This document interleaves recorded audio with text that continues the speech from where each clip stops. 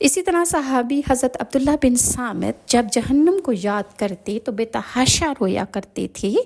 اس حدیث کو حاکم نے بھی روایت کیا ہے۔ حضرت زیادہ بن اسود سے روایت ہے کہ حضرت عبادہ بن صامت بیت المقدس کی مشرقی دیوار پر تھے۔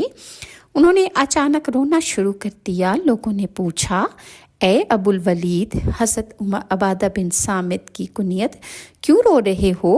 حضرت عبادہ فرمانے لگے، یہی وہ جگہ ہے جہاں رسول اکرم صلی اللہ علیہ وآلہ وسلم نے ہمیں بتایا کہ میں نے جہنم دیکھی ہے۔ حضرت عمر رضی اللہ عنہ اللہ کے عذاب کا خوف بھی ان پر بہت زیادہ طاری ہو جایا کرتا تھا، اور اسے ابو نعیم اور حلیہ نے روایت کیا ہے۔ حضرت عمر بن خطاب فرمایا کرتے تھے کہ اگر آسمان سے کوئی پکارنے والے پکاریں کہ اے لوگو تم سب جنت میں داخل ہو گئے سوائے ایک آدمی کے، تو مجھے خوف ہے کہ وہ آدمی کہیں میں ہی نہ ہوں۔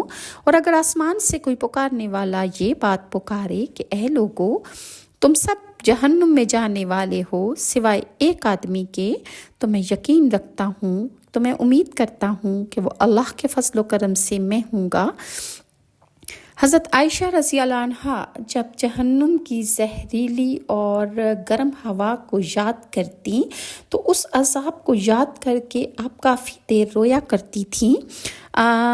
حضرت عروہ اپنے باپ حضرت زبیر سے روایت کرتے ہیں کہ میں جب صبح گھر سے نکلتا تو پہلے حضرت عائشہ کے گھر سلام عرض کرتا۔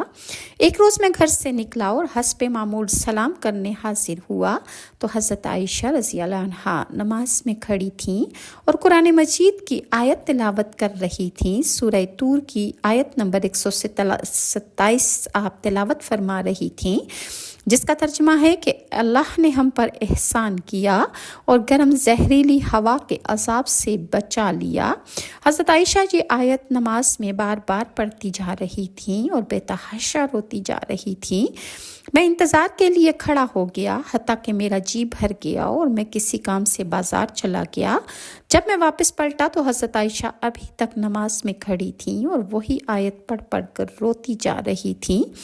اسی طرح حضرت عمر رضی اللہ عنہ عذاب کی آیت پڑھ کر اس قدر روئے کہ آپ بیمار ہو گئے۔